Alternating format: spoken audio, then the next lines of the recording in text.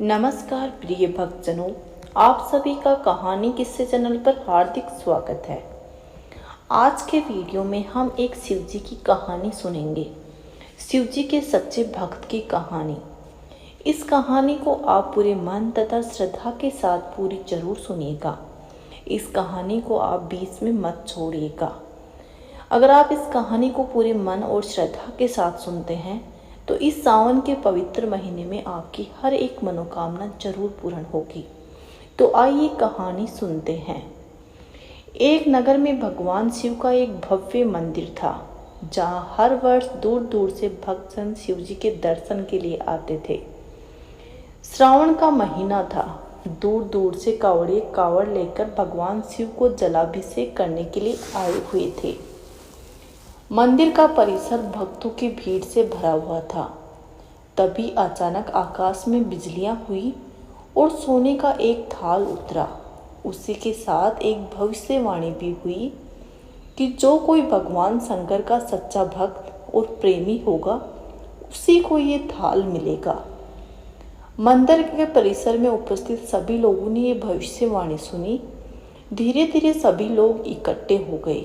जो लोग मंदिर की व्यवस्था देखते थे, उन्हें तो पूरा विश्वास था कि ये थाल हमें ही मिलेगा, इसलिए वे सबसे आगे जाकर खड़े हो गए। सबसे पहले एक पंडित जी आए और बोले, देखिए, मैं प्रतिदिन महादेव का अभिषेक करता हूँ, अतः मैं ही भोलेनाथ का सबसे निकटवर्ती प्रेमी और भक्त हूँ, इसलिए थाल मुझे ही मिलना चाहिए। इतना कहकर पंडित जी ने थाल उठाया। जैसे ही पंडित जी ने थाल उठाया, थाल पीतल का हो गया। ये देखकर वो पंडित जी बड़े ही लज्जित हो गए। उन्होंने थाल को यथास्थान पर रखा और वहां से निकल गए। इसी प्रकार वहां उपस्थित सभी पंडितों ने खुद को आजमाया, लेकिन शायद उनमें से कोई भी शिव जी का सच्चा भक्त था ही नहीं। उन्हें भी थाल यथास्थान पर रखकर चले जाना पड़ा। इसके बाद उस नगर के राजा का आगमन हुआ।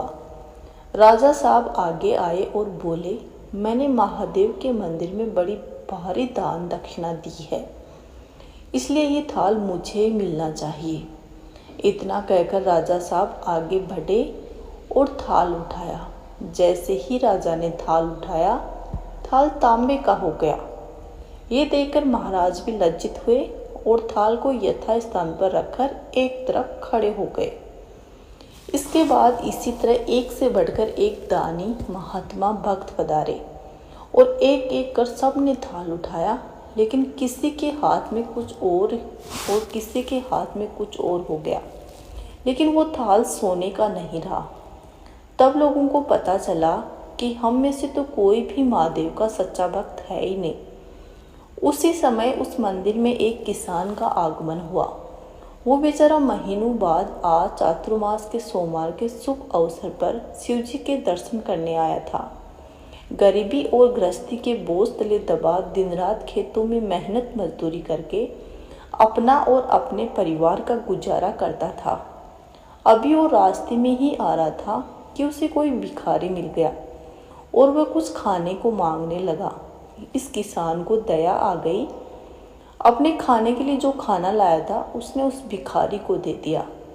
थाल के बारे में इसने भी सुना था, लेकिन इसने उस ओर कोई ध्यान दिया ही नहीं।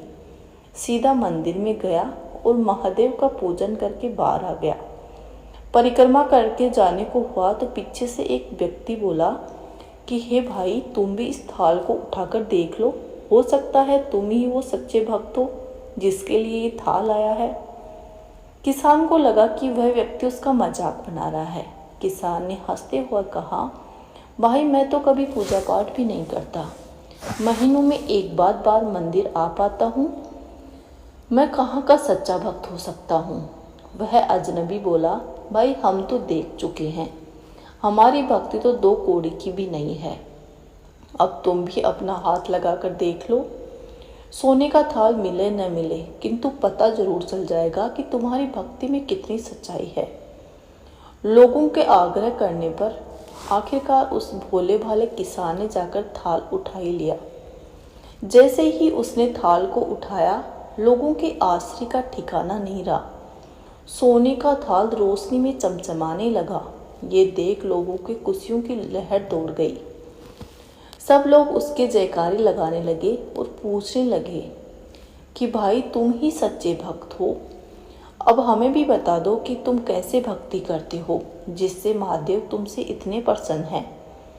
इस पर किसान बोला, भाई मैं कोई भक्ति करता ही नहीं हूँ, मैं तो केवल दिन भर खेतों में काम करता हूँ और थोड़ा सा समय निकाल कर ज़रूरतमंद लोगों की मदद करता हूँ। इसके अलावा मैं कोई विशेष कार्य नहीं करता।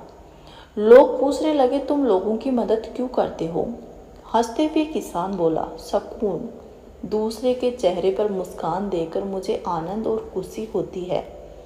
उस आनंद और खुशी को मैं शब्दों में बयान नहीं कर सकता। शायद यही कारण है कि महादेव मुझसे खुश हैं। इसलिए हमेशा याद रखें, सत्कर्म का आरंभ भी आनंद होता है और अंत भी आनंददायक होता है। दुष्कर्म का आरंभ भी दुख से होता है, अंत में दुख भी दुखदायक होता है। आप सैकड़ों मील की यात्रा करके भी दूसरों का दिल दुखाते हैं तो आपकी ये तपस्या, साधना और महादेव का दर्शन धूल के बराबर है। इसलिए मन से लोगों की सेवा करो, दीन दुखियों की सेवा करो, जो हो सकता है सामर्थ्य के अनुसार गरीबों की सेवा में लगाओ। शिव जी आपसे जरूर प्रसन्न होंगे। बोलो महादेव की जय। दोस्तों, आपको मेरी कहानी अगर पसंद आए तो मेरे वीडियो को लाइक और शेयर जरूर करें और कमेंट बॉक्स में हर हर महादेव लिखना ना भूलें तथा चैनल को भी जरूर सब्सक्राइब करें। धन्यवाद।